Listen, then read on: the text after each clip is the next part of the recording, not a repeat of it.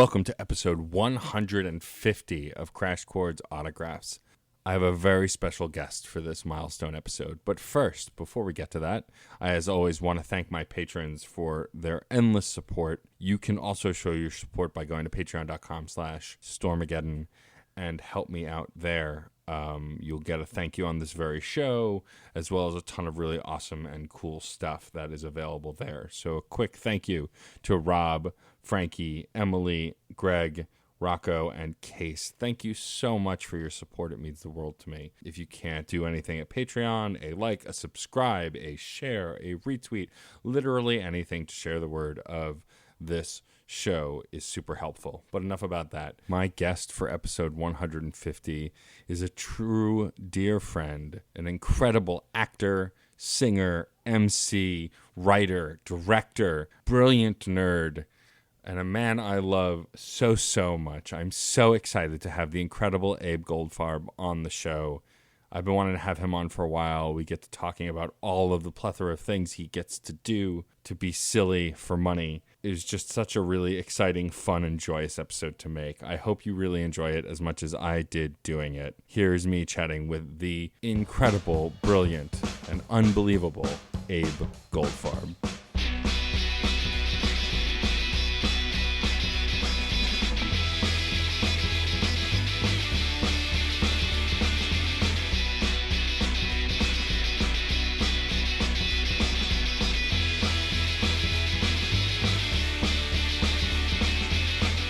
I try to make these conversations as easy as possible because, I don't know, I've listened to a lot of interviews where folks are stiff or just answering Q&A, and I'm like, those are fine, but it's just, Also, like, I actually know you. You were at my wedding, so I feel like... Yes, I was at your wedding. I was stalling for time. Oh my God. Sarah still feels bad about it a little bit. Just because she doesn't need to feel bad. That's silly. No. It was... No. Listen, I've done crowd work before. Very rarely. That's what I said. Very rarely PG crowd work, which it by necessity had to be. Listen, you have a yarmulke on, and there's a certain family-friendly expectation. Yeah, a little bit. But like, it's funny. There are very few comedians who work blue in a yarmulke. That is very true. Yeah. And it's funny because the wedding actually came up with my last guest, which will be the episode before yours goes up. My friend Kathy, who's an actress, she was at the wedding and just talking about her friend group was like really supportive. And like, I was glad that they were at the wedding. I didn't really know them as well back then. And she's like, are you kidding? It was the best wedding ever. And so I was like, I'm going to have a twofer. I get to talk to the MC from our wedding. Like, you've done a lot of great stuff. Good for you, Beetlejuice, whatever. You were the MC at our wedding. The big Literally time. The entire theme of your podcast is like people who were in some way involved in my wedding. Right, exactly. That's the whole concept from now on. We're getting super meta. Listen, you need a theme. Everybody needs a theme. Obviously. Yeah. I mean, I think that's what we're all really looking for. So anyway, with that, I don't know how much of this pre-roll nonsense will end up in the full episode. Who knows? It's always a crapshoot when I'm in the edit. But that said, Abe Goldfarb, a.k.a. Bastard Keith, I'm so excited to be chatting with you. We have been friends for a while now, and I've been a fan of your work even longer than that. And I'm just really excited that you can take the time to chat with me today. Oh my God, it's my absolute pleasure. I've barely spoken to anyone in 3 months, so this is really a treat. Oh, good. Well, I'm glad I can help you on a personal level and a professional level. That's what I'm here to do. Thank you. I'm trying to get some of that Stormageddon juice on my career now that there's no work. Hold on, I'm gonna do something a bit loud. I don't want to ruin the recording. I'm opening a cell ray. Excellent. Oh, do you know what a cell ray is? I don't. Please tell me. My God, the pleasures you've been denied. Cell ray is celery tonic. It's celery soda. Oh my God. Does it come in flavors? Well, no, that's the flavor. Celery. The flavor is it's celery. It's like sweet, crisp, dry celery soda. And it is quite simply the king of sodas. That sounds amazing. I didn't even know it existed until just now. Back in the day, it was known as the Jewish champagne. It was. That's amazing. Because at non-alcoholic gatherings, you could still serve celeries to the guests. I'm going to have to assume, I'll talk to Sarah after the recording, but she must know. Being the daughter of a rabbi, this stuff must have been everywhere. I have to assume. I'd like to think so. If you've ever been to like this, the stage deli, Yeah. like it's there, Dr. Brown's. Though celery is one of their less popularly carried varieties. Well, for reasons that are beyond me. It's fucking delicious. Well, now that you have a drink, we're really ready to go. Yes. So I want to start by actually talking about how Beetlejuice came to be. For those who don't know, Abe is a very talented actor, writer, director, singer, performer, and one of the most awesome things I got to witness as your friend and a fan is watch you go for it and then find success with your incredible run with Beetlejuice, being a part of the ensemble and having a few standout parts during the show. How did that all come to be?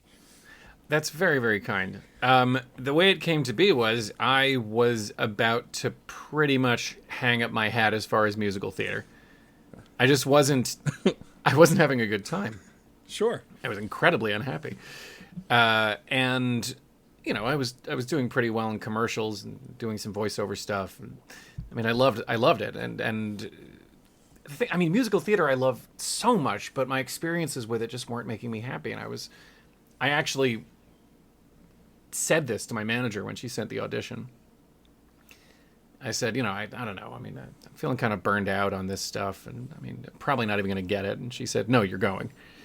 You're going to this. This is a good match. Go.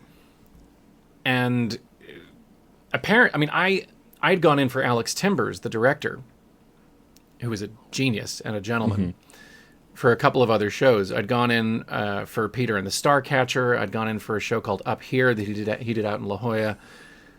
And I believe, I went in for Rocky for one of the supporting sort of ensemble things in there. And he kept calling me in, and the thing that I didn't understand, which is ridiculous, is that when a director calls you in several times for different shows and doesn't hire you, it doesn't mean he thinks you suck. Right. It means he's looking for the right thing to work with you on. Yeah. And Beetlejuice was such a great match right off the bat. They sent me the material and I went in for the audition, and the Beetlejuice material honestly sounded in my head like burlesque MC stuff. Yeah, totally.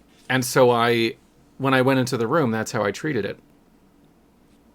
And it got laughs. And the songs they gave me to sing, which were, you saw the show, they're great songs. Oh, unbelievable. I treated them like, opening numbers in a burlesque show, and it seemed to go well. But I still figured there's no way. Because this wasn't even for the Broadway production. This was for down in Washington, D.C., the out-of-town tryout.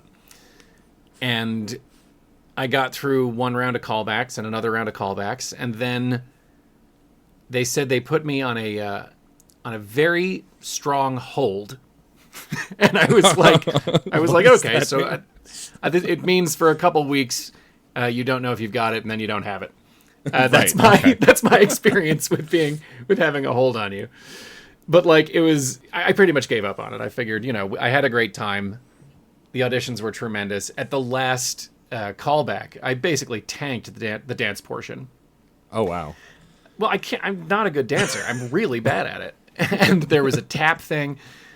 I mean, the one reassuring thing was that at that last callback, I arrived at Chelsea Studios, and in the hallway was just a panoply of the most pornographically attractive human beings I've ever seen in my life. Just like a bunch of astonishingly in shape dancers, men and women, and hair perfectly done, makeup on point.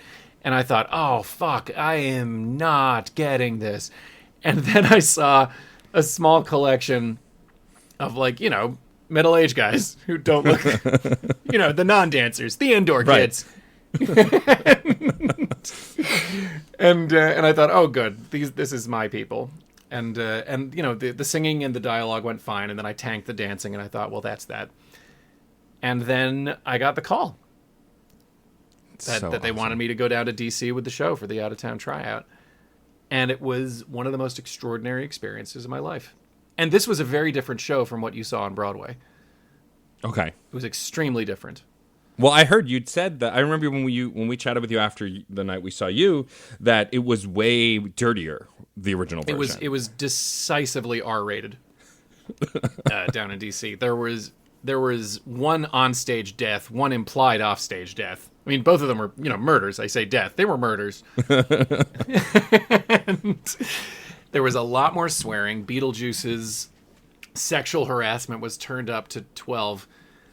And, there's so much good material from it, though, which is amazing. Like when Beetlejuice talks about becoming alive, there was a line in there that I loved so much when he says, I want to be alive, and I'm not going to waste it like you losers with your car payments and your PTA meetings and your how much Bush is too much Bush. It was pretty much that kind of material all the way through. Yeah, it was not a PG-13 show, which it is on Broadway. Yeah. But, we had the writers in the room every day. Anthony King and Scott Brown, who did the book, and Eddie Perfect, who did the music. And, I'd never been through the experience of being on a mega-budget production where they just... they are revising every single day. And then, theoretically, when you've, put the show up, they're still revising because you have a preview period. And so the flexibility of that, I started learning my lines because I was hired for the ensemble. Right. Which means, throughout the entire show, I'm basically just playing a bunch of little parts, being in the dance numbers. And then I was the understudy for 5 roles. Wow, it was 5 in total? Holy hell. Beetlejuice, Adam Maitland, Charles Dietz, Otho, and Maxie Dean. Wow, that's amazing. And I started learning my lines early on, and then I was told, don't learn your lines now. Because if you learn them now, they're going to be the wrong lines. And lo and behold, before we even got to New York, the script was 75% different by the time we really went up down in DC. It was incredible. That's unbelievable. Yeah, So, I got to see the show last year.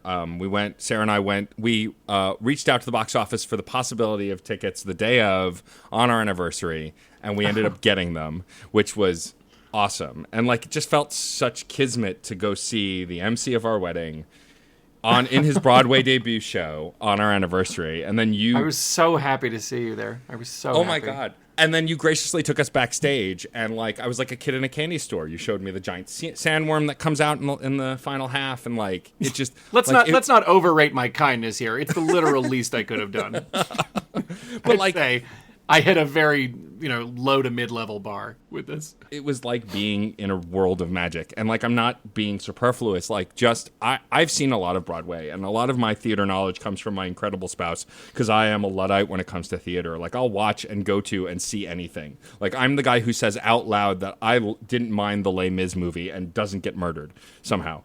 Listen, that movie made $400 million worldwide. You're not the only person who loved the Les Mis movie. That's fair. I get it. It's a weeper. Listen. You're not gonna. I don't believe in guilty pleasures. I genuinely don't. That's fair. That's true. I think that if a work of art gives you pleasure, it should be free of guilt. But that said, getting to see that show, seeing Beetlejuice, besides Hamilton and a couple of others, it was one of the first shows where I went to and went, "Oh, this was for me." I know there are other people here, but this was made so I could see it. Because from the jokes to the music to it all felt like something that I've been waiting to see on Broadway for ages. And I can't even the cast is so talented, and the fact that you got to jump into some of those roles. The first time I saw a photo of you as Otho, knowing you from Burlesque, I was just like, oh yeah, that's just perfect. That role was made for Abe. And by the way, I want to address 2 things in there. One is that you are not the first person, and not even the 20th person, who've told me that they felt like that show was specifically made for them, which I think is a mark of genuine artistic success. Because it was, obviously it's a big, splashy, all ages, unless you're under 10, I guess, but, fairly all ages musical.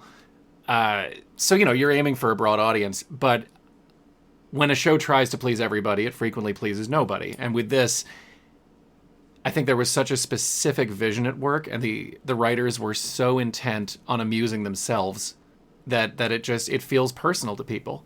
Yeah.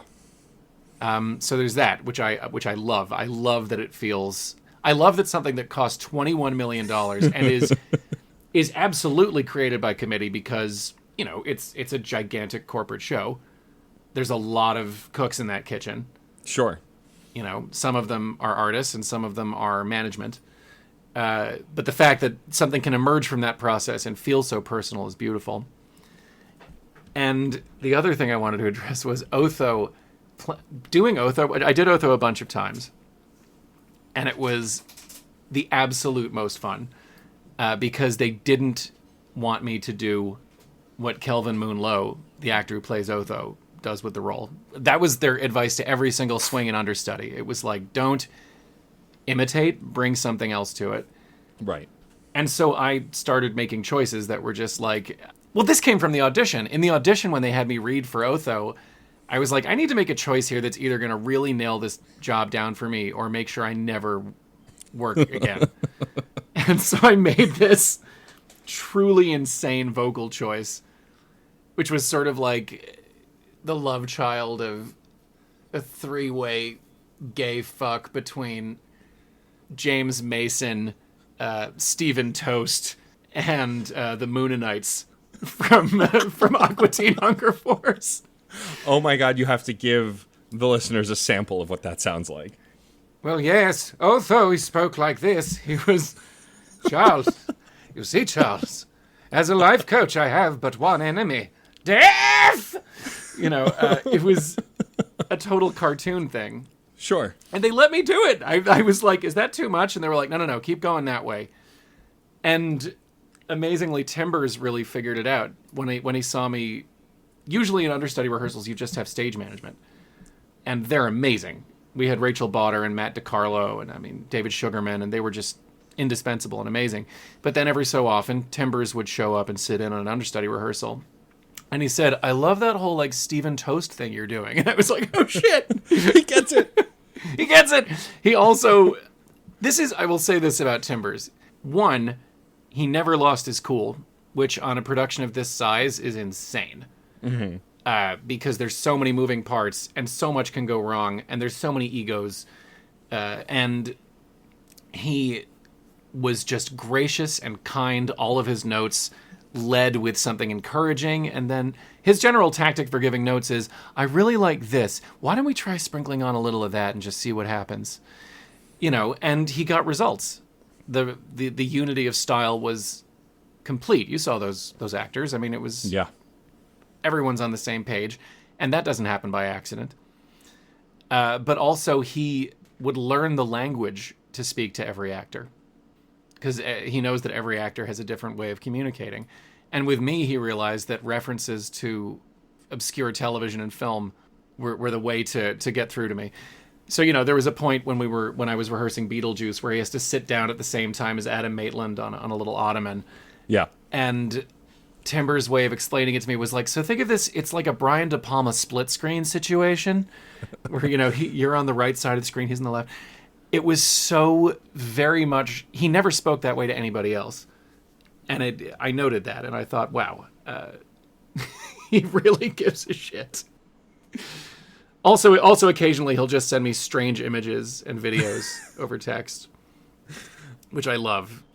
As someone who follows you on Twitter and knows you personally, it's a shock to me that someone would think that you'd have a love of obscure cinema and TV. That's so not your brand. It's not like you... listen, he doesn't follow me on Twitter. Timbers, Sure, that's true. But, he understood. And sure. And he sends me things like the last 10 minutes of Midsommar with no music. He found it, and he was like, he just sent it with no comment. This was before I had his number in my phone, so I received this from a number I didn't recognize, and I was like, "Wow, who is this?" And he was like, "It's Timbers." He was so cheerful. That's amazing. That's really cool. He's a true mutant and a gentleman, and I adore him. Yeah, seeing the show, for me as a rock fan, as a musical fan, and as a burlesque person, I don't feel like I can say perform. I guess performer. I've hosted and I've DJ'd, but as someone from if the you've hosted, you're a performer. Fair enough. I won't argue with the master. That said, seeing that show, I was like, there's so much burlesque-isms in the show. Just especially, like you said, the way Beetlejuice speaks to the audience. Oh, it's crowd work. He's doing crowd work. And the runners. Were the runners different every night? No. The runners were pretty similar. He made little tiny adjustments. But this guy knows what I'm talking about runner. Yeah. That's the same. I mean, there were differing levels of severity every night. Sure. Sometimes he would say for the third, this guy knows what I'm talking about. He'd be like, this guy knows what I'm talking about. Ah! And then sometimes he would just like turn to the audience and go, this guy knows what I'm talking about. Amazing. Got him! He would like yelled, got him one night. That's because Alex Brightman is a fucking genius. He's a madman and an amazing, amazing madman. I felt like I knew him immediately, and I've never met the man, but like just seeing him on stage in that role, I was just like, and I never got the chance to see School of Rock, so this was like my first time really getting to see him do something, and I was just like, this guy's a lunatic, and I love it. Like the energy, it was just. And there's a lot of him in there. It's a lot of stuff that amuses him. Well, and it's reminiscent to me of like I grew up watching the Beetlejuice cartoon. Like I loved the movie as a kid. Oh, the show is absolutely adjacent to the cartoon. Yeah. To me, it's. I think I can't remember who said it on the creative team, but they were like, "This is very much a sort of fan fiction melding of the film and the cartoon." Yeah, and it's super clear. I mean, like from everyone's performances and like the over the top, like what I love about the show is it works in stuff from the movie that's really important to the fans, but it also changes all of those numbers enough that they feel unique on stage. And I think that no one knows where it's going, even if you've seen the movie 100 times. Because the road to get to the dinner party is different. And you've got that kind of frenemy, big brother, little sister relationship with Beetlejuice and Lydia that is not in the film. Yeah. In the film, Beetlejuice is a straight up predator. Yep. And in this one, he's a monster. But like, the show also gives him that big Disney I want thing, you know? Yeah. And so enough changes. And especially like, you know, in the film, of course, Lydia's mother is not dead. Yeah. In the film, there's not really a lot of discussion of that. And Delia is a completely different character. And I mean, it's so much is rearranged. Mac Rogers, who's a great playwright, came and saw the show. Yep. And he said that one of his great pleasures of it was watching the Deo scene and thinking, man, I know this, but like, I have no idea where it's going. I don't know what happens next. Yeah. Because by the end of Act 1, the entire, the first half of the show is sort of a remix. Yeah. Of the sort of a big chunk of the film. There's a lot that's changed, but the bones are pretty similar. And then at the end of Act 1, it just goes way out on its own, which I loved. I love that it was just like, yeah, no, now we're in uncharted territory. Beetlejuice and Lydia are haunting a house together. And I love that they take those liberties and none of it feels out of place. Like it all just feels part of that world. And also, like you get to spend time with characters in this version that you don't barely get to spend time with in the movie or even the cartoon. And like her That's father, right. Like the whole big second half arc with her father is incredible. Devastating.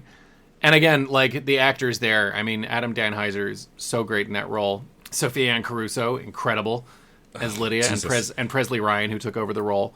Also brilliant, but like, yeah, no, the show in DC was so much sadder, and I loved it for that. But also, I understood why it was on a mood level. It fluctuated too much for a lot of people. But there were two things in the show that absolutely ripped my heart out, and neither of them came to New York. One of them was the Maitlands. Instead of Maitlands 2.0, there was a song called "The Children We Didn't Have," and basically Adam and Barbara have this big fight with Lydia.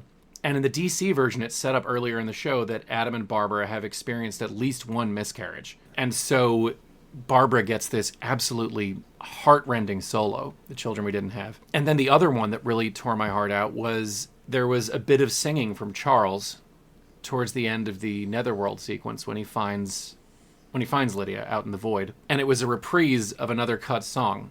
And I had to learn that reprise for the audition. And the first time I heard it, I literally couldn't get through it without crying. Yeah. Because it was the saddest, most vulnerable, like, plainest thing. And I think the mood is still there. The scene between the two of them is absolutely heartbreaking. And it captures everything that song fragment got across. And very elegantly.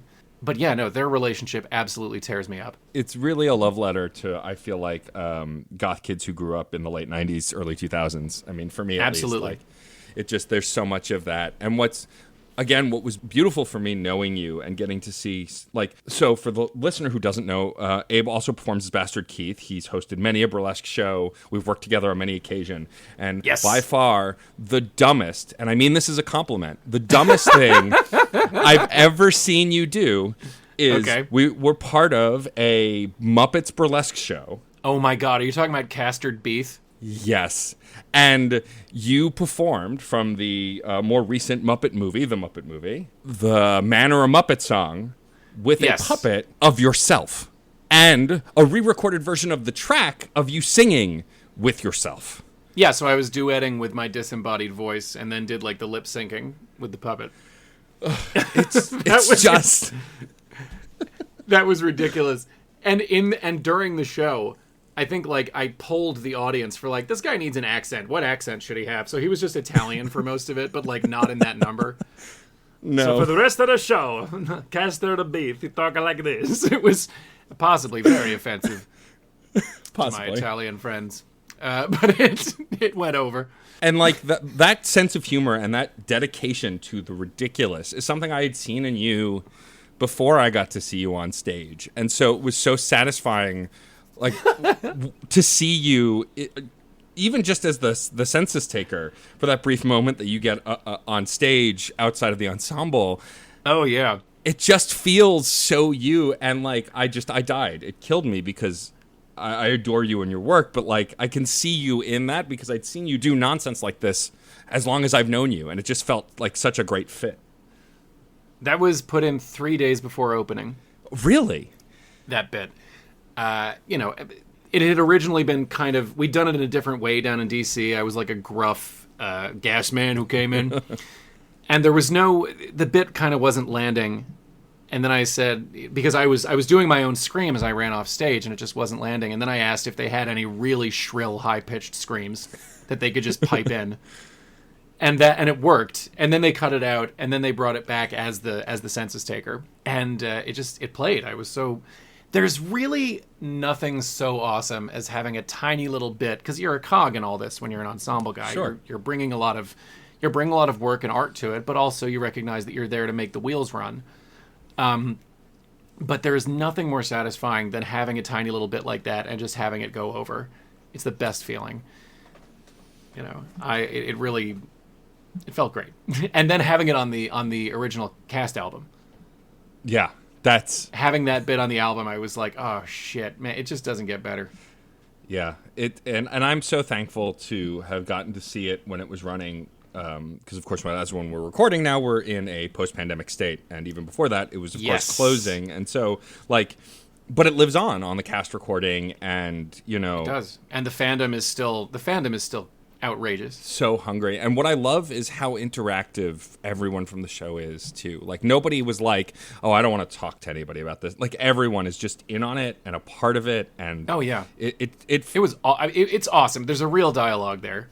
And it feels like, and I mean, I'm only talking from the outside looking in, but it felt like a family just looking at it. I mean, watching you guys... So absolutely correct. The biggest highlight for me, I think, in all of this is that I, for the first time living in New York my entire life, went to the Macy's parade last year. And you... Like, first of all, you were in the Macy's parade. You did one of the Beetlejuice numbers. I know! It was crazy! But, like, also for me and Sarah to arrive to the stands as you were prepping and getting to see you again is like, it's impossibly crazy how well that worked out. Like, and we with my big walrus mustache. That mustache, like so big. They had to make a bigger mustache for that parade, and then that was the mustache for the show. That's amazing. Because they were like, we need a mustache that really reads on camera. I loved seeing the two of you there. It was insane. I didn't sleep. Well, yeah, because you're rehearsing a ton before the performance, right? Not a lot. Okay. I think we had maybe a half an hour one night in the middle of the street. Okay. When they had it blocked off, and then the day of, I think we ran through it a couple times. It's not nearly as much rehearsal as you'd think or hope. But man, oh, what a rush that was. But yeah, I was on no sleep, so everything was very surreal. And I mean, I assume that's the first time you've ever been in the Macy's Day Parade. That would be accurate. That is you would be correct in that assumption that there had never been a reason to call Abe Goldfarb in to perform in the Macy's Day Parade prior to that moment. It was incredible. The whole show was just a series of firsts. Yeah. I mean, I didn't even know I was going to be in the Broadway cast because after, I did it out of town and I was like, this is my first one of these. And if I hit a wall here, I still got to do this, and that's amazing. And then I didn't know for a month and a half whether I was in the Broadway production, which was, it's nerve-wracking not to know. I would have been fine with a no, but not knowing was kind of difficult. And then I found out that it was basically because they were working really hard to figure out all the coverage. There were a lot of roles to cover. Yeah. And we wound up having a lot more swing coverage in the Broadway production. And thank God, because if anything had gone wrong down in D.C., it would have been an absolute nightmare getting all that coverage. If more than one performer had been out of a show, it's DEFCON 5. Jeez. But yeah, so it was the first out-of-town tryout of a big musical. My first Broadway show, my first original Broadway cast album, my first Today Show appearance, my first Macy's Thanksgiving Day Parade appearance, my first appearance on the Tonys, and all I could think for this whole process was, so few people ever get to do even one of these things. If you're not living in profound gratitude for every single moment of this, you're missing it. Yeah. And that was how I tried to live with it all. Like, never let this become quotidian. Sure. Just like be present and aware of what a miracle this all is. Sure. And I mean, but you're also the kind of person, like, again, I've worked with you a ton. I've maybe seen you cranky before, I could say, but I've never seen you ungrateful. I've never seen you foul or pissed off. And I'm sure you have been, but like you see. Oh, I've been extremely pissed off. But I feel yeah. But I feel like, at least when performing, like, you've always been a professional. You've always been super high and high energy, and I've occasionally been high. Occasionally, yes. Very occasionally. Very occasionally.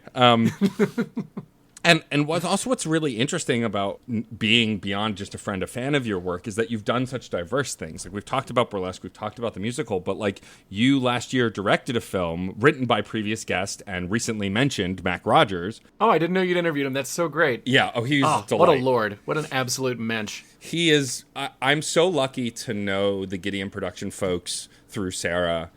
Yeah. And I'm still astonished that I'm friends with a good chunk of them, because to me they're celebrities in their own right to me, and I had seen so many of Mac's works before I met Mac, and he's just such a kind, sweet, awesome dude, like, yes. Super down to earth, super nerdy, super lovely. Yeah, I mean, the guy's literally writing audio dramas, official Doctor Who audio dramas.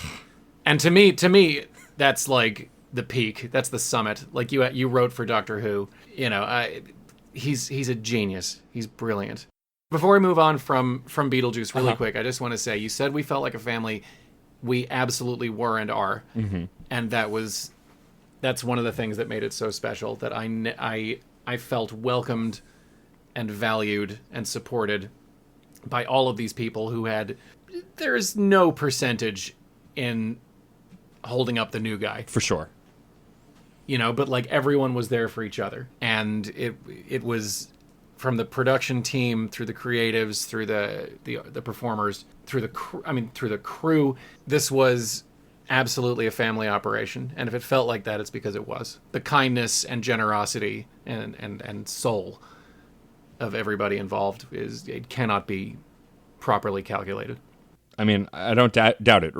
It reads from the audience absolutely 100% from top to bottom, and it's always so great to hear that. I mean, you never know, right? Like, I've heard horror stories from any point in any industry. Like, anything is possible, and so it's just always nice when shows that seem that close are. There was so much not an asshole when there's usually the asshole. There was so much not the asshole that you start worrying, like, fuck, am I the asshole? Like, am I the guy? Am I the guy? But no, incredible experience. And doing it down in DC was like, summer camp. It was like a sleepaway camp experience. But anyway, the film, The Horror at Gallery K, written by Mac Rogers. And directed by you. Directed by me. And starring some incredible humans who I know from both Burlesque and from Gideon Productions. Astonishing people. Brian Silliman, who is just a master. Just a truly great actor. Main attraction, who I think in this film reaches some extremely hard to reach places emotionally. And then you've got Kristen Vaughn, who of course is beyond words. And Rosebud, my partner in life and occasional cohort in art, who had never on film done a role this demanding and who is unquestionably a highlight and freaks people out, which I love. People tell me how freaked out and hypnotized and smitten they are with Rosebud in this film, and that's perfect because you should be. Rosebud is one of those performers that, even though I know them through you and I've met them several times, I still like kind of look and go, "Oh my God, that's Rosebud. They're amazing." Like, you know, I still think that. I still have that moment with Rosebud where I'm like, "Oh wow, that's Rosebud. That's Rosebud." Yeah, Look what they're doing. it like the talent that you packed into this film. Like, I don't even know where to start with talking about the Horror Gallery K. Like, so was this something that you and Matt collaborated on to create? Is it something that he came to you with? Like, how did this production happen? How did it come to be? Okay, so I had written a few screenplays, and all of them would have cost bare minimum several $100,000 to make. You know, and I mean up to over $1 million if you really wanted to make it look good. And I was frustrated because I really wanted to direct a movie, and I was like, well, who do I know who is an astonishing writer? And that's obviously Mac Rogers. And Mac had a lot of his work optioned and then not filmed, and was feeling. I think both of us were coming from a place of like, we're not getting something from this experience, and we want to serve each other's needs on this. Like, I needed to direct a film, and he really wanted something that he'd written to actually go in front of the cameras. For sure. And so I said, okay, 2 locations, 3 speaking roles. He expanded it to 4, but that's fine. And the only thing I really had for him was a horror film, but like the scariest thing is that you wake up next to somebody and you really don't know who they are, even though you've known them forever. Right. And he took that. And of course, Mac takes a simple directive like that and spins out this astonishing sort of micro-universe. The screenplay is gorgeous, and we went through a few drafts of it. Every line of dialogue in it is his. I made some like structural recommendations and some recommendations for cuts, and it's pretty much pure Mac Rogers. That's amazing. Thank God for that. No, he's incredible. And so he wrote the script back in 2015, and then I was like, okay, how do I make a movie? Like, how does that happen? An important question to ask. Yeah, and I had a really wonderful cast. I had Rosebud, I had Brian Silliman, and I had Kristen Vaughn, and I had Renika Reddick, who is a staggeringly talented actor. And she just quit acting. She's producing. Oh.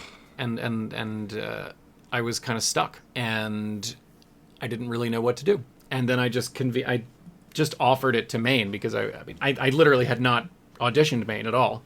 Right. But I had a feeling that she was going to be right for this, that she was the correct vibe, and that she could do it. And ultimately she could. Like, she just, it's very brave to take on a role like that, because there's so much emotional vulnerability, and there's one gigantic monologue in there. You know, I mean, literally, I think that monologue with a couple of interjections takes up probably, 10 minutes of the film? I have no idea. But yeah, I mean, we got all that. We got the cast together, and I still didn't really know how you make a movie.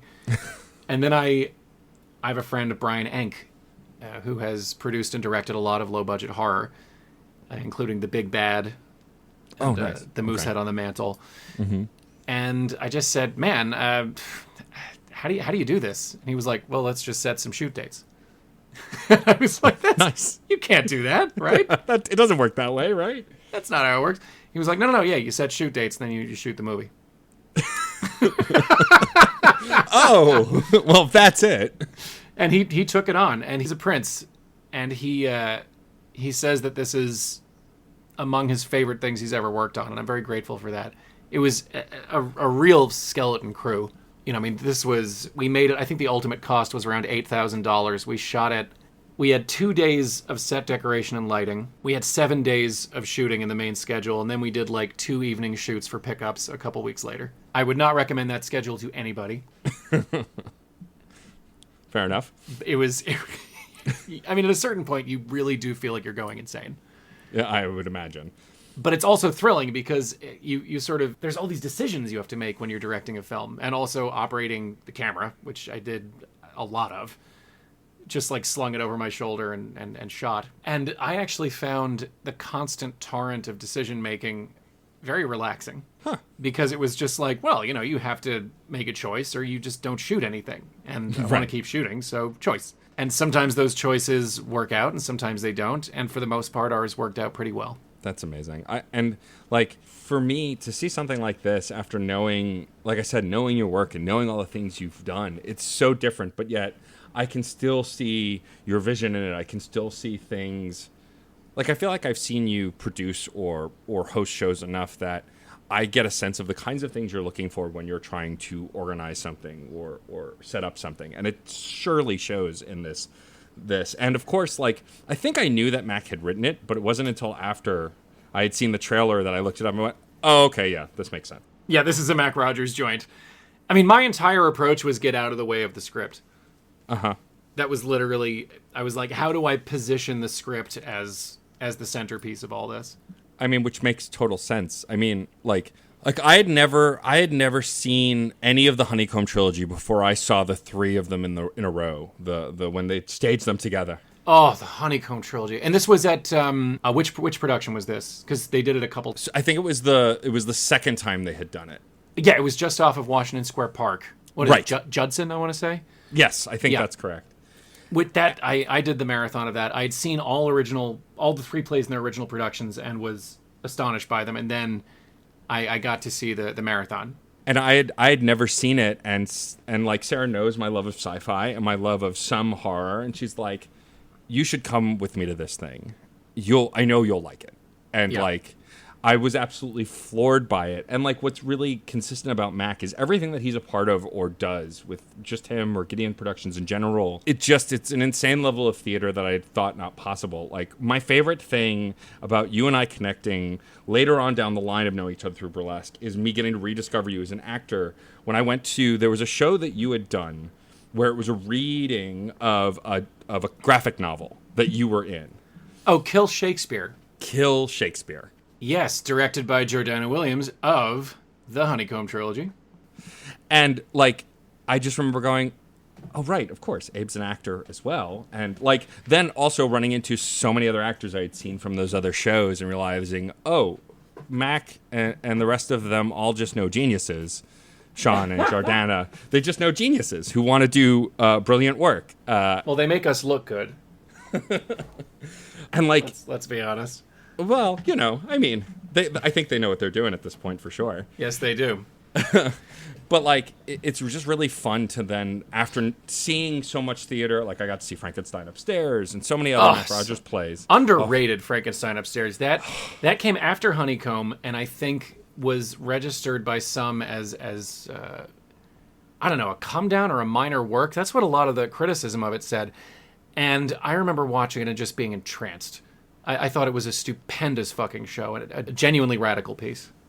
Yeah. Well, and because of the twists and turns in it that you don't expect, like they set it up a little bit, but like, especially in the final act, like how it comes back around, it's insane. It's beautiful writing and so upsetting. Yeah. And so, like, to then get to see Horror Gallery K and know that you're a part of it and know that Mac's a part of it, like, that legacy is, like, I will follow Mac, and if you're listening, Mac, hello. If you're not, that's okay too. I will follow you to the ends of the earth. I will watch anything that you do. Yep, same. Just because of that kind of work, and I agree that Horror and Gallery K is up there with all of those incredible Mac works, and it's very, very special, and it's very much in line with his fascinations. There's a real pure shot of Mac in there. I genuinely think there's no one like him, and I felt so lucky that we got this script to play with. And it's a challenging script. It's an extremely challenging script, and it's so talky that I think Mac was worried that it wouldn't be. He was worried it wouldn't be a crowd pleaser or cinematic enough, I think. Yeah. And we really, honestly, I think I just got lucky. The thing plays. I mean, I worked as hard as I could on it, but also, there's a fair amount of luck involved in if a work of art turns out well. And I mean, the buck stops with me. Like, if the dialogue doesn't work, it's because I shot it and cut it wrong. And because I directed it wrong. And the first time we showed it was at the Slipper Room back, I think it was April 2nd, 2018. And I figured, we'd get the cast and crew and maybe a few other people. We'd have like 30 people in the house max. And it packed out. There were people like hanging off the balconies. That's amazing. Well, I thought, oh, fuck. Oh, no.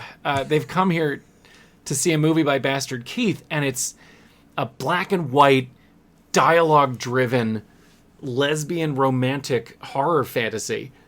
With 2 locations.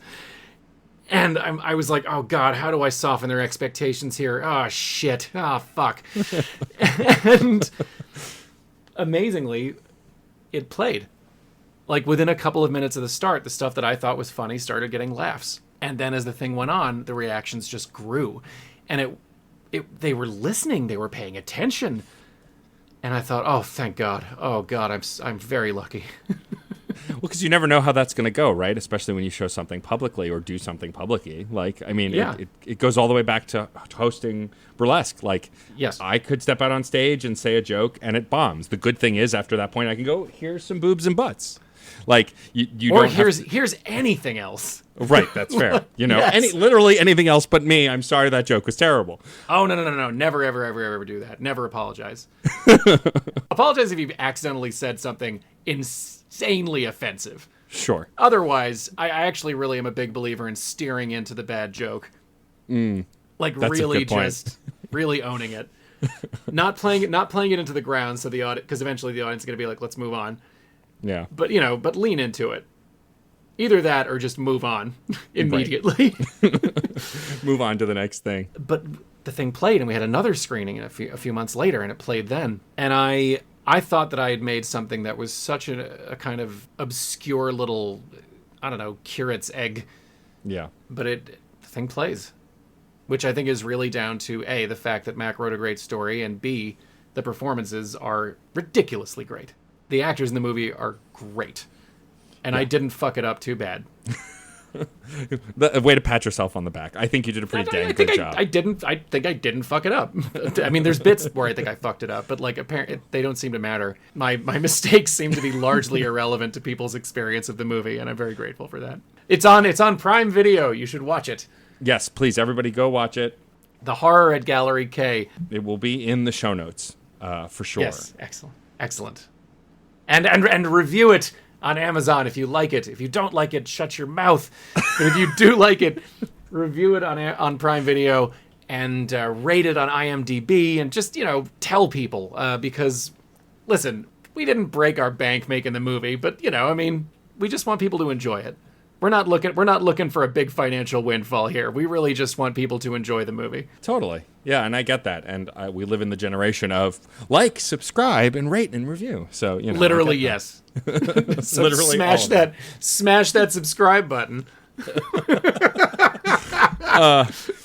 But like also talking about your work with Mac and stuff you've done, like I've gotten to see you do such a variety of roles, both with and without him. Like, I mean, I'd be remiss if I didn't talk at least a little bit about the brilliance that was Steal the Stars.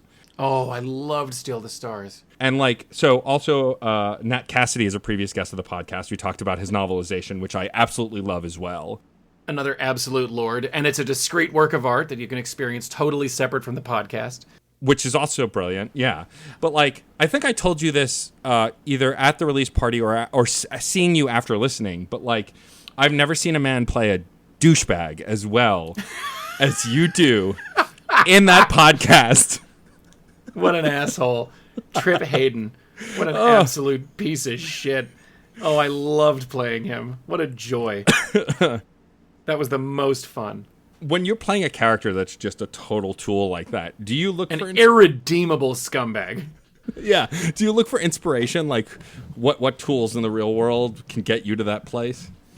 I mostly just think, what does he want? Yeah. And then just...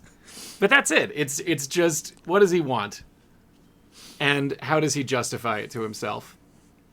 Because if you just act on a desire and justify it to yourself, you're capable of being a complete monster and a piece of shit. Yeah. And so that was it. It was just, I want. That's amazing. And I mean, it shows. I mean, I'm not going to spoil it. If you haven't listened to Steal the Stars, it's a podcast. Whatever you're doing, drop it. We'll finish this first, but then... Yes, finish listening to this. For God's sake, Unfocused Zoomers. But then please go listen to Steal the Stars. But like even in the final episode, like he is unchanged by That's everything. right. He learns nothing. Literally nothing. Like a classic bad guy. Yeah, it's I fucking absolutely love. There's no redemption for Trip Hayden, and I love that. And I forget, you said that you were at the live performance? I was, yes. Which Mac had to really sort of watch himself writing Trip in there because he had so much fun writing mean stuff for him to say. Sure. And I think there's a way of doing mean dialogue that's kind of endearing, and I just have no interest in that at all.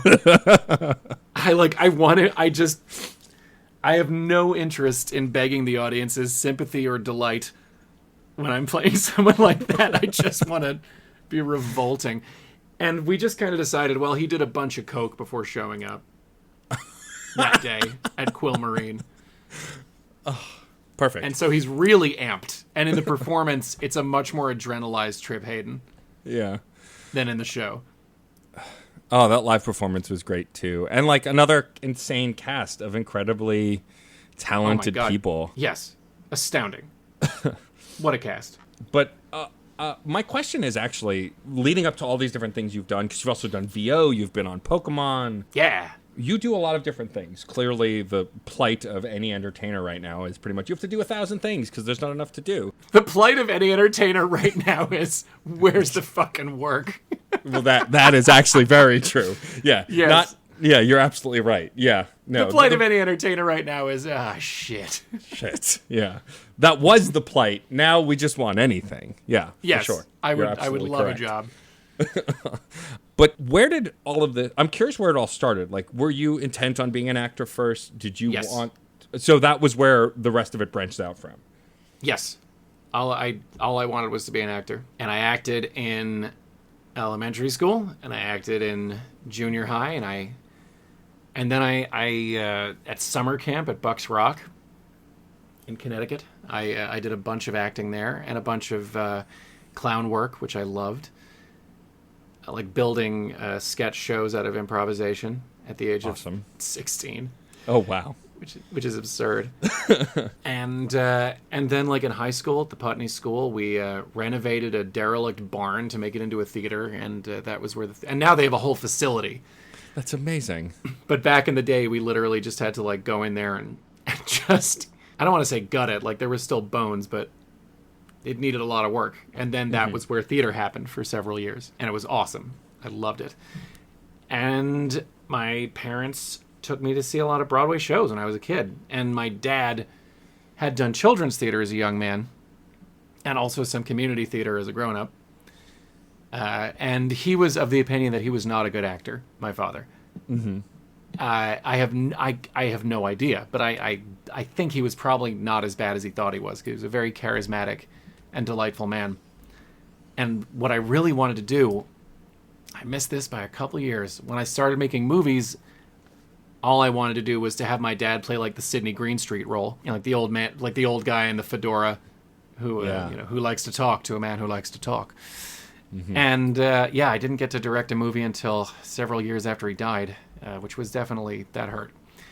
And I didn't get to do Broadway until after he died, and I really wished he could have been there for that. But he got to witness a lot of milestones for me, and I was very grateful for that. It was important to him, and it was important to me. There was a very special kind of frequency on which we communicated with regards to the arts. But yeah, so I wanted to act. And I also, when I was in high school, I would just sometimes write a play every weekend. Like write your own play on a weekend? Yeah, I would just write a play. And, when I was 17, I wrote a play where it was the Telluride Young Playwrights Festival had their deadline for postmarking the next day. So I wrote the second half of a play in one night, stayed up all night, and then got it in the mail. And it wound up winning first place, and I flew out to Telluride to see it performed, and it was a real trip. The show was called A Random Day in the Life of Fegman Vernacular. And the play it's unreadable garbage.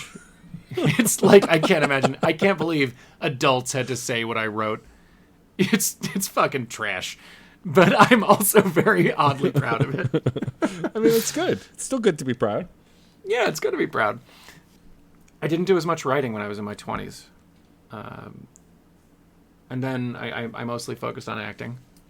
And it wasn't really until my 30s when I started doing a lot of acting work. Like, my 20s, I worked at the Jean Cocteau Rep downtown. I did a couple seasons with them, which was an amazing experience.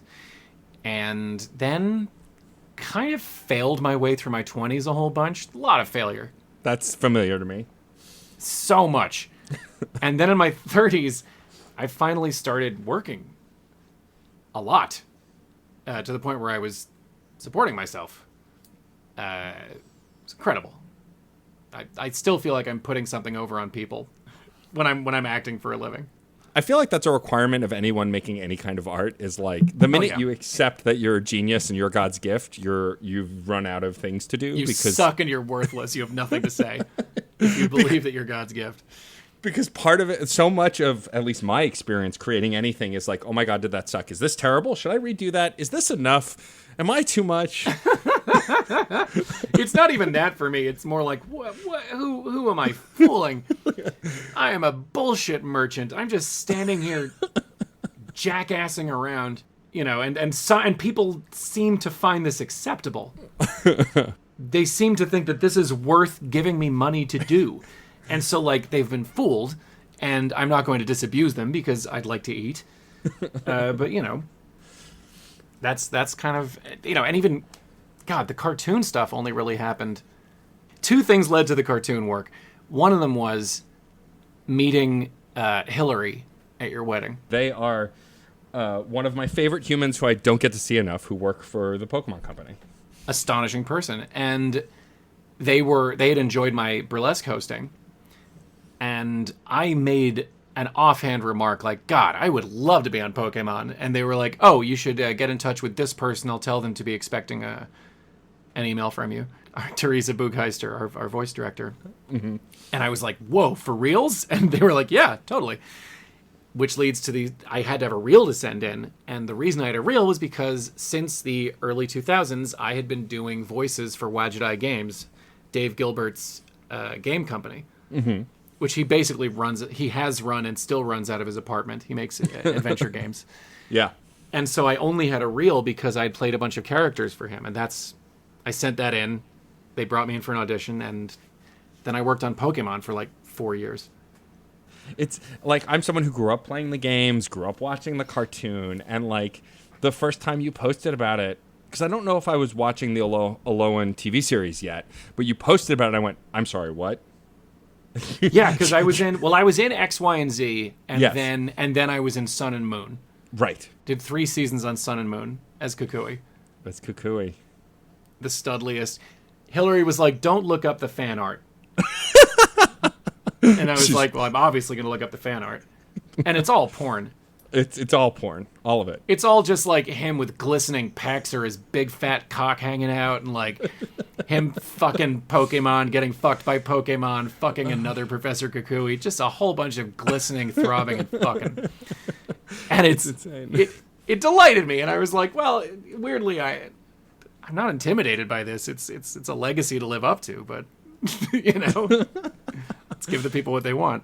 It's so cool to see that you do all this voice work, and you voiced characters in games that I don't know that I've even caught. Like I haven't played all of Pathfinder Kingmaker, but you voiced a character in Kingmaker, and maybe I haven't gotten to the point that you're in yet, but like that's amazing to me as someone who grew up playing D&D and then playing Pathfinder later, and like now all these games coming out based on both systems. It's like I have a friend who did a voice in a game of a thing that I would actually play Jubilos Nartropple. Of course you do. He's a cartographer. Mm-hmm. A real piece of work. Really love playing him. It was a joy. It's so cool. Do you know how exhausting it is to voice games? Do you have any idea? I don't. Please tell me. This is not complaining because, like, my God, how lucky I am to get to do it. But in cartoons, listen, it's already difficult to stand in a booth and just make noises for a couple of hours. It gets very physically and psychologically exhausting. With games, you're doing branching dialogue. Yeah. So you have to do like a million different responses for everything, and at a certain point, there's a moment where your brain breaks. And you're like, fuck, what am I saying? Nothing makes sense. Like I think I did Jubilos for like an hour and a half or 2 hours once, and I walked out of the booth like unable to see straight. It was it's a great job. I want to be very clear. It's an amazing job. But voicing for games is very, very difficult. And listen, I know how lucky I am that like my entire job is doing silly make-em-ups, but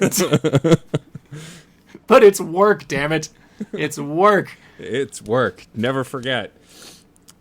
Hashtag never forget. Ugh. The hardest work I ever did was on Beetlejuice because of the understudy things. Sure. And the dance numbers. Well, and so, I'm sure also because you were you even on the Broadway one, the understudy for those 5 characters still? Yeah. That's crazy. And you could go on at any moment as any of them. At any moment. I went on for Maxie Dean once with 20 minutes notice. I mean, that's basically fine because it's a big one-scene role. It's a great showcase role, but it's one scene. But yeah, 20 minutes before the show, I found out I was going on for him, and I didn't fully know the dancing in Deo. And so Brooke Engden, our amazing dance captain, sort of took me through it. I'd gone through it briefly previously, but then Brooke is amazing. She made sure that I knew what I was doing and didn't look absolutely terrible. But yeah, and it could have happened any time. And when we discontinued performances because of COVID, yeah, it was very likely that I was going to make my Beetlejuice debut very soon because they'd finally had a put-in rehearsal where I did the whole thing. And that is grueling. That performance, the idea that Brightman did that 8 times a week, it was months before he took a day off. And even then, like the days off, he only ever took like a sick day or like if he had to, I mean, God, he didn't even take vacations. It was the most dedicated I'd ever seen. And that role is a meat grinder. I remember afterwards, I just was barely able to form a sentence. Sure. I mean, you're talking almost nonstop for over, multiple hours. Talking, shouting, singing, dancing. And I'm good at talking. And even that's debatable if you're listening to this. Yeah, I remember you had shared small video clips and photos of yourself in the costume, and I remember seeing them and like getting teary-eyed because like it just it's such a you role, especially knowing you through Burlesque and so many other productions that you've done. Like it's just such a you role, and like even getting to see you through photos and not actually getting to see you do the performance, which I would have loved to see. That's very kind of you. It's so special. I'm so grateful I got to do the full put-in rehearsal, that I got to do a full performance as Beetlejuice. Sure. Just to know I could do it. I mean, that must feel really good to know you can do it. There is a sense of, like, you've done the triathlon. Yeah. But who knows? I have no idea how it would have felt with an audience in front of it. I just wanted to say one of the biggest reasons I wanted to have you on today, for one, just because I've wanted to have you on for a while, but two, because I want you to know, even if no one else has told you, and I'm sure others have, that I see you, and I see all the work you've been putting in, and I hope that on the other side of the insane apocalypse we are living in right now, that you get to put in more of that work, because... Oh, hell, thank you. You're a phenomenal performer and a phenomenal friend, and I'm so grateful for you to take the time to chat with me about all of this stuff. And there's so much stuff we haven't even gotten to, but I feel like, I know you. We could probably talk for 4 hours without thinking twice. I mean, we can talk some more. First of all, everything you're saying is deeply moving, and I'm very grateful. And I may never work again, and I don't think that's going to happen, but who knows? Right. Sure. My general position is one of a kind of, I guess, serene skepticism. Sure. But so, I guess let's talk a little bit more. Also, look at me trying to immediately change the subject when you're saying nice things. Yeah. This is extremely on brand. We are both Jews. I'm very familiar with this feeling of wanting compliments constantly, and then immediately, as soon as you're getting them, going, no. I'm just a guy. Yes, exactly. Exactly. But I do want to talk about the voice acting a little bit. Sure. Since voice acting, I'm a big voice actor nerd. Like, I've loved Rob Paulson my whole life. I followed Maurice LaMarche and oh my God, Maurice LaMarche, what a legend! He can do anything. Literally anything. And like every time I hear his voice in anything, I go, oh, that's him. Because even if he changes it completely, you still, if you're a fan of his work, you can find him in there. Like, it's insane. But what I wanted to ask was, do you find voice acting harder or easier because there's no camera? Like, do you find you can go bigger because there's no camera, so it's easier, or it's harder because you're not working off of someone else or something else? Get ready for the cop-out answer. It's just it's just a different challenge. Yeah. I mean, with a camera, the hard thing is that basically, okay, with theater, you're playing to 3 people in the back of a huge room. One of them can't hear, one of them can't see, and the third one can't speak your language. So that's who needs to understand what you're doing when you're doing theater. Sure. And then with a camera, the back of the theater is a few inches away from your face. And that changes everything. Mm-hmm. And it took me years to learn how to dial it all back. To the point where when I'm acting on camera, I'm like, this isn't even acting. Are you sure this is okay? I'm like not doing anything. But acting on camera, the challenge there is one of self-consciousness and of preserving your energy so that you can do a full day shooting and bring enough to each take without petering out later in the day. Right. And then with voice acting, it's just exhausting. Largely because you can do anything. And you do anything, and then all of a sudden you have to do that thing over and over and over again. Right, because there's either multiple takes or you have to continue with whatever energy you started with. Right. I'm doing a show now called Boy, Girl, Dog, Cat, Mouse, Cheese, which is awesome. It's a great kid's show. And the audition, I was like, is it okay if I make him kind of a snippy, gay Paul Lynde kind of thing? And they're like, yeah, sure. So I did this voice where I was this cartoon mouse who's also a mad scientist. And they were like, great, perfect, do that. And now I've been doing it for like a year. It's exhausting. Why did I audition with that? Why on earth did I set myself up to have to keep doing it? But I love it. It's all great. It's all fun. I mean, you know, it's ridiculous that it's a job. Right? Like, I sometimes still wonder about some of the things I've gotten to do in front of other humans who paid money to see it at some level or another. And it's like, this is okay. I can do this. This is a real thing. I also think that comes from a very peculiarly American attitude towards labor. Mm-hmm. The idea being like, if it's work, it shouldn't be fun. Right. Yeah. It should be a grueling, demanding, depleting ordeal. And then you get to do things you enjoy. Right. Yeah. You can't just enjoy things right off the bat. That's unacceptable. Right. For the record, I've opened in another tab on my computer, boy, girl, dog, cat, mouse, cheese, which I will investigate afterwards because that sounds amazing and more. It's a real joy. Those are the characters in the show. All of them, yeah. A boy, a girl, a dog, a cat, a mouse, and a piece of cheese. A sentient piece of cheese, it seems.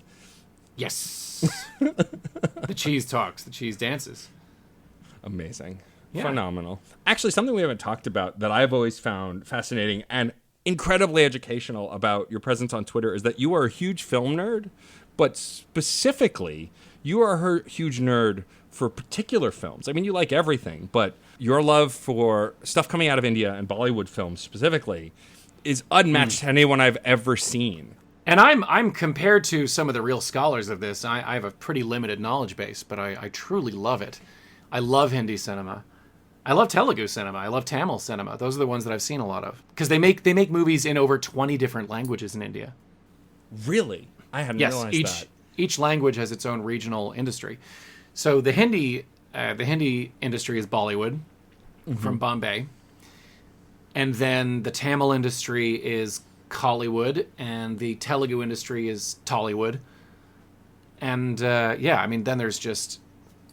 You've got Bengali movies... there's so many languages. There's the Malayalam industry. And it's an incredible country for cinema. And I've learned so much just through you sharing and yelling into the internet things that you've loved. And my favorite thing is when I don't even remember when this was, but I was talking to a YouTuber that I was a fan of. He shared a scene from a random movie, and I was like, "Oh, I love this." He wanted to know what movie it was, and I tagged you in the tweet, and you're like, "Oh, it's this. It's from this. You can find it here." Oh yeah, it was Bahubali, I think. Yes. Which is an awesome movie, incredibly misogynist, but also an awesome movie. It's one of those movies where you're like, I just have to make peace with the retrograde gender politics. Yeah.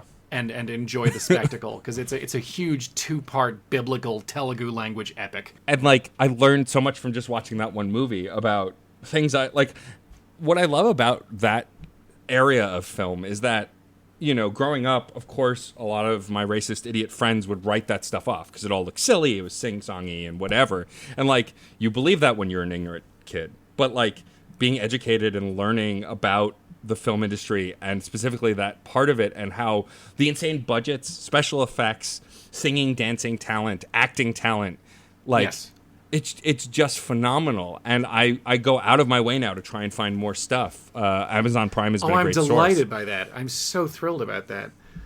When I was in DC with Beetlejuice, I would like take they had their I forget what the local subway down there is called in DC, but I would take it an hour out to find some theater, like in Silver Springs or whatever, where they were showing Bollywood, so I could on my day off just go and enjoy myself. Where did the love of that portion of cinema come from? How did you first get into it? Well, I was already into Asian cinema in general. Mm-hmm. Chinese movies from the mainland and Hong Kong, and Japanese movies and South Korean movies. You get into Hong Kong first because everyone knows someone who had a VHS tape of The Killer back in the day, or Hard Boiled. Sure. And I was so delighted by that, I started going to the New York Asian Film Festival, just as a customer back in 2005. And then I started writing about the festival for a magazine called Impact over in the UK.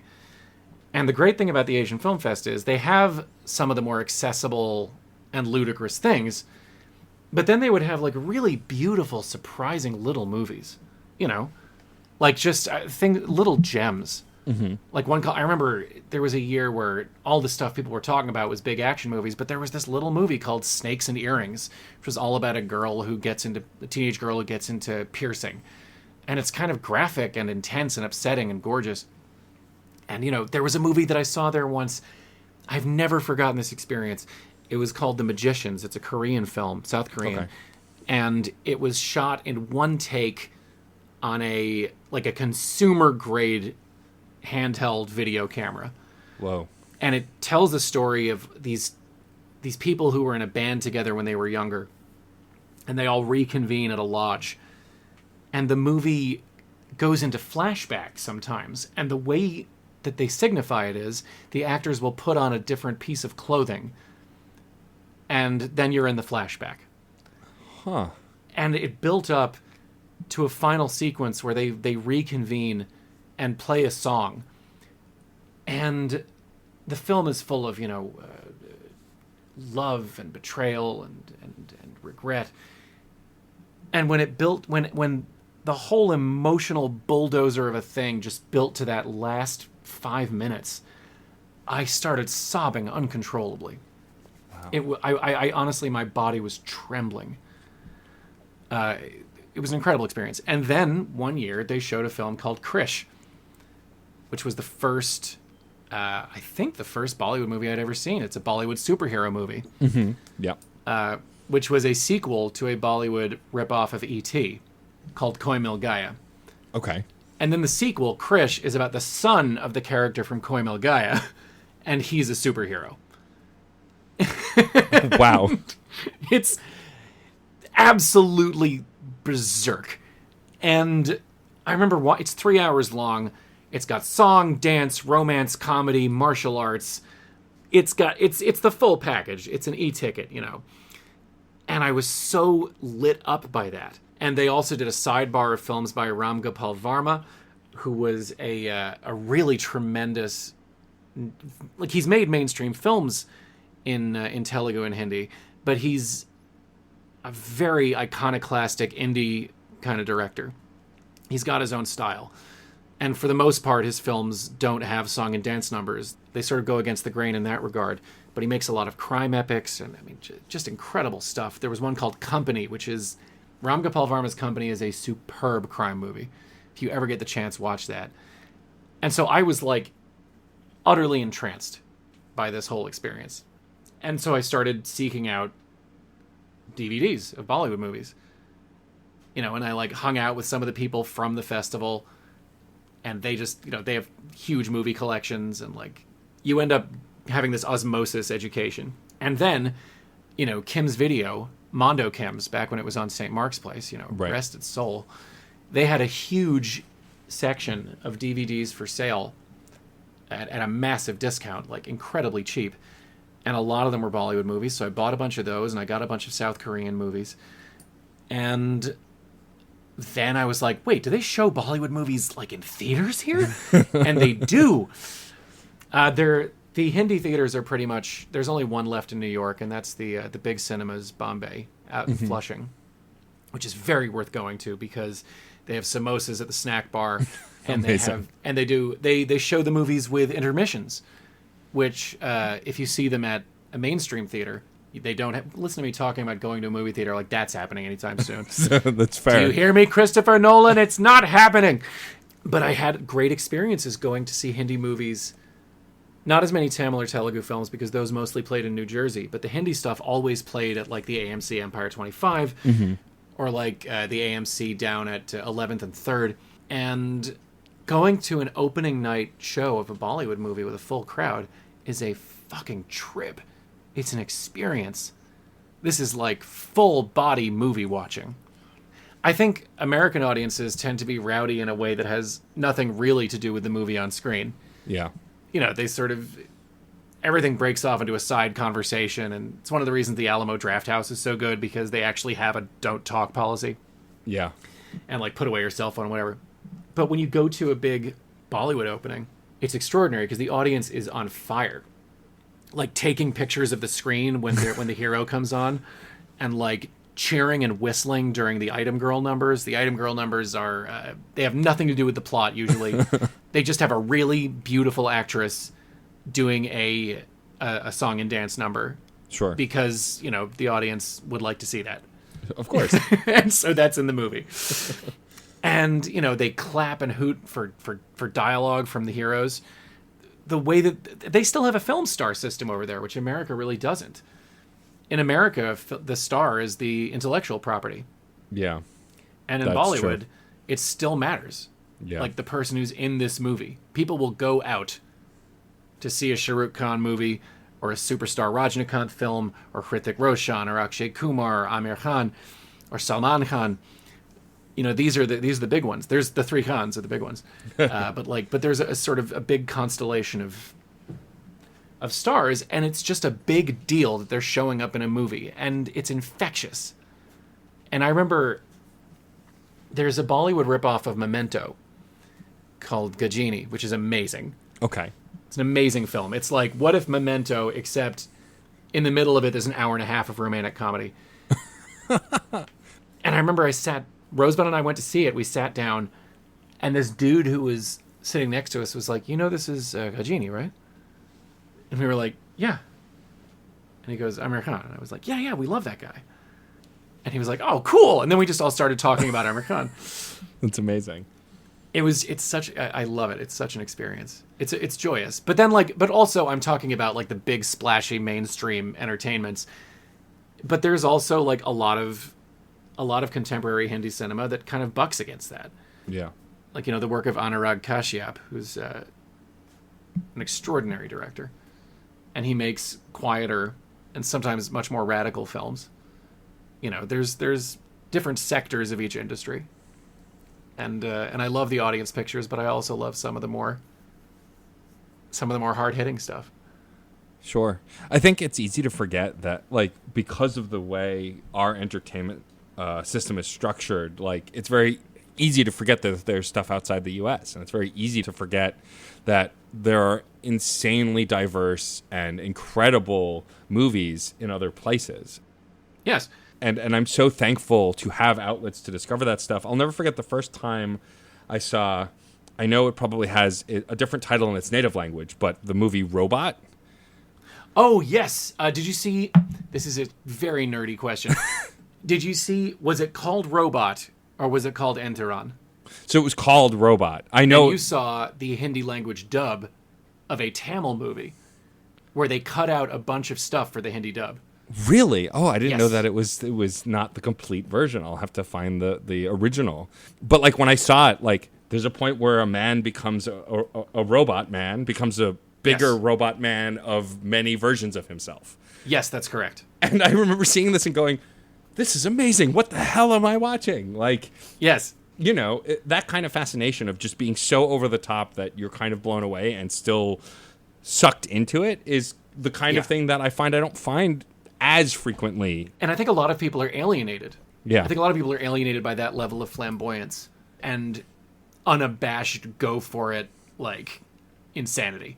Yeah. I think people like to sit outside of it and be kind of snarky about it. And that movie became a sensation largely because people were like, can you believe this? This is crazy.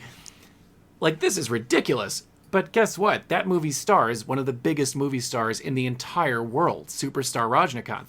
Like, go ahead. Feel superior to the material. Just know that you're watching a legend at work. you know? Exactly. But I do think that the best of those entertainments thrive on being unembarrassable. Yeah. Which I really value in entertainment. I think cool is overrated. Cool is boring. I agree. I like watching people enjoy themselves on screen and on stage. Same. There's a vulnerability to that. Hell yeah. I mean, like when I said before, I said I'm calling this stupid as a compliment. I mean that. And when I say that to someone, it's because things get so wacky. It doesn't matter. It doesn't matter if you're cool or hip. It's that you're willing to take a joke to this point of being wacky and being over the top to make people laugh and have a good time. And I value that kind of ridiculousness over sincerity all the time. Thank you ever so much. That's all I want. I want people to feel as euphoric in the audience as I feel on stage. That's important to me. Yeah, I and it shows, and I can safely say I would at like least, to be a delivery system for that kind of joy. Well, I can safely say that you are. Thank you. This has been a joy, Abe. Thank you so much for taking the time to chat with me today. Give me a break. Don't even thank me. This was so nice to talk. In general. Yeah. Well, we don't have to record every conversation, but I'm happy to chat with you anytime. But likewise. I'm going to bring this conversation to a close. The one last thing I'll ask you to do is we have a saying on the show, which is music is life and life is good. It's born out of this idea back when I was doing a music review show that as long as you're making music in your world, you're making art of any kind, life won't ever be that bad. You'll always have something, to love and to work on. And so it was born out of a music show. I've applied it to everything because it's my show and I decided to. So if you could sign us off by saying music is life and life is good, I'd greatly appreciate it. My pleasure. Music is life and life is good. That's it for this episode of Crash Chords Autographs. Our theme music is by Michael Kill. Our logo was designed by Case Aiken and Joey Amons. If you liked the show, please rate and review us on iTunes and Facebook. You'll help us reach more listeners. Questions, comments, or guest recommendations? Email matt.storm@crashchords.com or hit us up on Twitter @CrashChordsWeb. Thanks for listening. Hi, this is Victor Devon, and I am the host of We Burlesque the podcast. Every Monday, I talk to fabulous denizens of nightlife, including burlesque performers, both seasoned and new to the form, drag performers, performance artists, DJs, and artists who make up their respective scenes. You can find us on Spotify, Apple Podcasts, Stitcher, and more. Please visit WeBurlesque.com to check out episode recaps and see all the formats available. And remember that music is life. Life is good.